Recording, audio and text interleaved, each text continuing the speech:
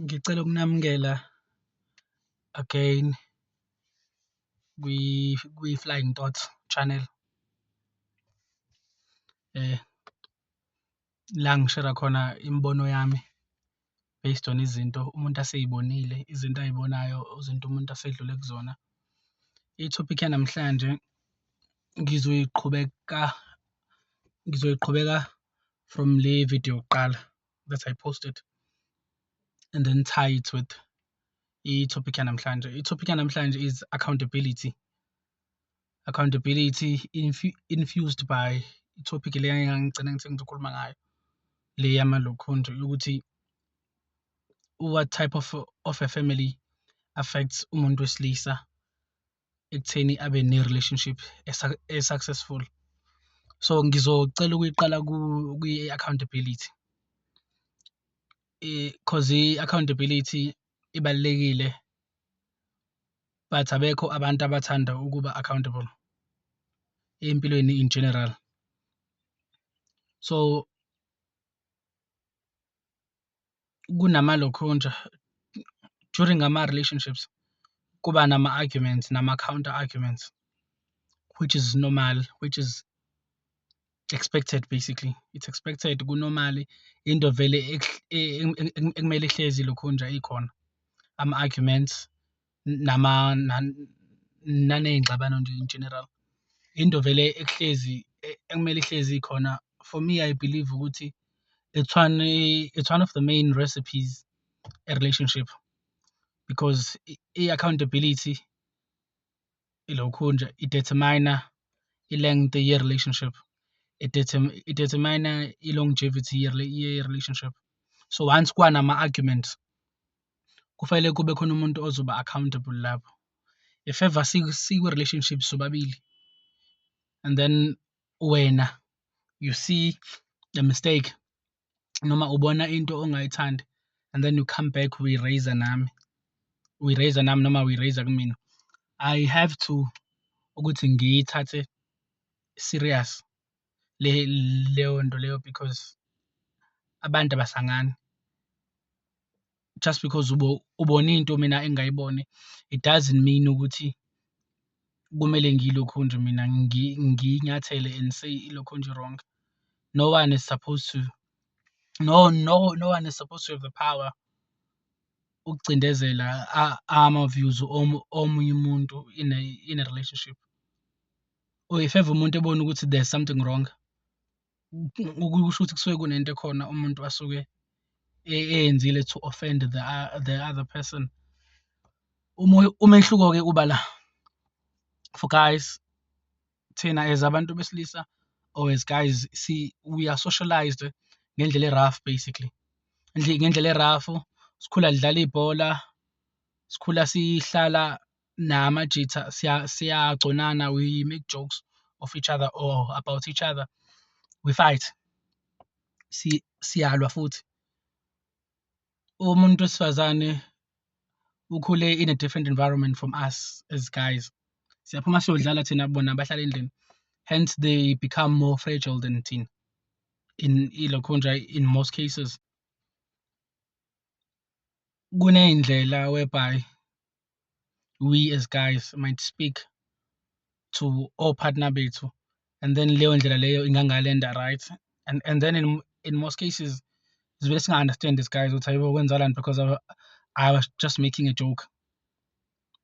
Umuntu angayithathi ngendlela wena oyikhiphe ngayo noma ngendlela oyikhiphe ngayo ingahlali ngendlela. That's where i-accountability-ke comes in. Mayesethi umuntu angikuthandanga ukuthi kumele umuntu abe accountable and say, okay, I see why you might say ukuthi awukuthathanga kahle, even though bengakuminanga kabi, but I have to apologize. But-ke mase sikwi-process yoku-apologize, we do not say bengakuqondile kanjalo, kodwa-ke sengiyaxolisa. Once kwi-sentence wafaka kodwa-ke, yabo, it's like angifuni uku-offenda, kodwa yabo usuke usumu-offendile umuntu lo lapho nje. Once waqala wathi angifuni uku-offenda noma once wathi kodwa-ke, yabo, ilokhunja i-statement sakho sesiyashintsha lapho. So i-accountability is very important. Okwesibili, sikhule kuma-environment angafani emakhaya. We grew up kuma-environment angafani. Njengoba sikhule kumakhaya angafani, ekhaya mina ezinye izinto ezenziwayo I might know them or see them as normal, kanti kwelinye ikhaya azikho normal. That happens whenever you are dating kulokhunja umuntu. Whenever you are dating umuntu, kuza ama-personalities awu-two la angafani. Kuza ama-upbringings awu-two angafani. Kuza ama-ideas awu-two angafani. Kuza ama-expectations awu-two angafani. Kuza ama-perspectives awu-two angafani. Hence ngithi vele labo bantu labo they are bound vele to argue. They are bound to argue because njengoba ngisho ukuthi wonke umuntu unendlela abona ngayo, wonke umuntu unendlela acabanga ngayo. So la bantu labo they are bound to lokhunja to argue vele. That's why lokhunja i-accountability comes in. Akulula-ke for guys to take i-accountability because naturally sinalento esinayo ngaphakathi ehlezi ithi ngeke ngixolise mina. Angixolisi kuyintombazane. If ever you explain yourself noma uyaxolisa, it always seems like you are less of a man. Basically, you are less of a man, or you think of yourself, or you see yourself, or you're gonna be seen as less of a man. Ngase ngihlushwa yilokho nje la, ngihlushwa amaphupho. Ukuhlale kwesinye isikhathi ubuka indawo and then mese kuyabuya emqondweni ukuthi useke wayiphupha indawo ekanje. So ngishaywa yilokho manje. Nginamaphupho ngumuntu ophuphayo. I don't wanna say ukuthi ngumuntu onabantu abadala because overrated lokho. Ngumuntu ophuphayo. Vele amaphupho they come from abantu abadala, but I do not like to use leyo term because it has been loosely used ukuthi umuntu nabantu abadala. So into eyenzayo umuntu ufika aphuphe mhlawumbe into wayiphupha 5 years ago, and then mawusuthi usuhleli ivele nje leyo nto leyo nje in an instant ibuye. Nala ngikhona manje ngibuyelwe yilokho. Abanye abakholelwa esiNgisini they're gonna be like, oh, it's called an epiphany. Awunayo i-epiphany uma uwumuntu omnyama. You do not have leyo nto leyo i-epiphany. But-ke angikho elokhunjeni kuma-beliefs abantu, so ngishaywa yilokho nje manje. Cause le ndawo ngiyayikhumbula. But-ke umuntu akukho lapho, umuntu kwi-accountability. I-accountability is very important because sihlukile. I once dated untombazane okade owaye-right back then, angisamazi manje, and hopefully impilo yakhe ihamba kahle. Ngimfisela okuhle. Ngimfisela okuhle. So I once dated this person and then kwakune-argument. Arise i-argument. Argument i-arise nanoma ingane. Nanoma ingane. If ever we have a set of rules, for an example, you call me ekuseni, okay, and then I call you ekuseni, and then I call you ekuseni, and then I call you ekuseni. Now you do the same. Sekwenzeka seyingasatholani. Omunye file abuze ukuthi hayibo, I did try to call you ekuseni but you didn't get back to me. Kwenzakalani and stuff yabo. So I dated this person walokhunja. Kwaney'nkinga ezisimilar nalezo about ama-calls. Mase kunalezo y'nkinga lezo kwane-argument. Nane-argument ukuthi how you said asenze kanje and stuff yabo. And then ugirl was like, hi, yazini,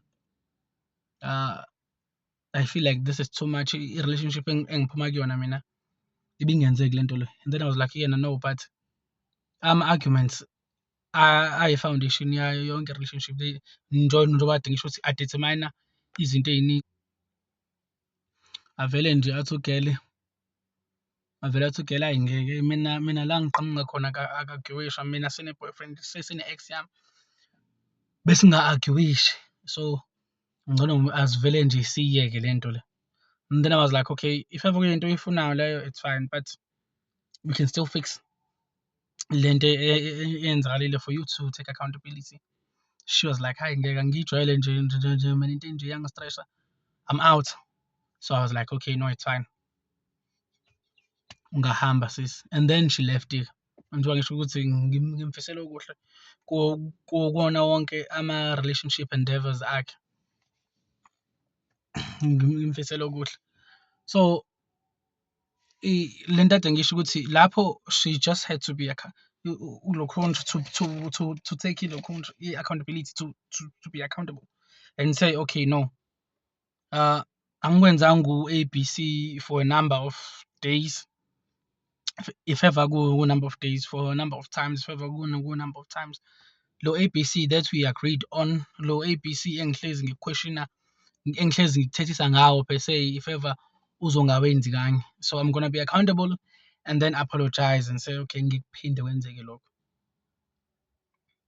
So into eyayi-expected kulesi sikhathi is for her to say accountability, but-ke akazange akwenze lokho because akazange ayifile i-need yalokho, akazange ayifile i-need yokuLokhunja yokuthatha leyo accountability leyo. Hence njengoba kade ngisho ukuthi naye njengoba sahleli naye sicela ningixolele nginalento ekuthiwa ngesiNgisi amalimi ekufanele ngabe siyayiholela ku-government but u-government akasithathi serious. So there's basically a problem with my speech. Akazange ayithathe i-accountability because wayengafuni. Okwesibili, ngangimbona mehleli naye ukuthi okay, no, this person sikhule in different environments mina naye. Uma sikhuluma naye because we once went to buy groceries. Ngicela ngiphelezele to buy groceries. Sahamba naye saya eBluff or somewhere la around. Sahamba naye saya eBluff ku-Victoria to be specific. Saya naye eBluff, masifika eBluff. So I did my groceries. Yabo kwesinye isikhathi if ever uhamba no-girlfriend you think ukuthi or feel ukuthi okay, she's gonna be like, why don't you take this also and this and this and this and this and this and this and this. Wayithulela and then when we got to the car wayengekho happy to a point whereby ngangimbona ukuthi okay akekho happy and then I was like, hawu yini indaba awethandanga yini Lokhunja indawo ekade wathenga igross and then she was like, no akona lokho ukuthi nje just yabo. And then we left and then along the way lento eyayingihlupha yabo because ngangimbona ukuthi ufila kanjani but I was not sure. So ngambuza ngathi mina where do you do your groceries? And then she was like, hayi mina ngiyenza eCheckers. I feel like uCheckers iwona o-best and stuff yabo.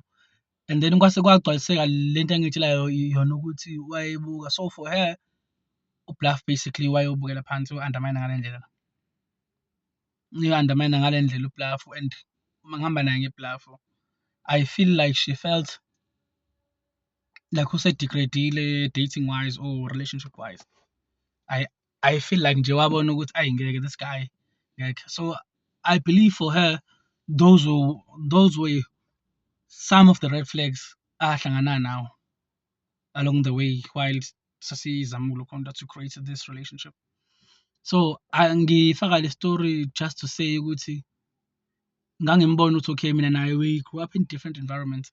Izinto siyibona ngehlo eLokhunja ehlukile.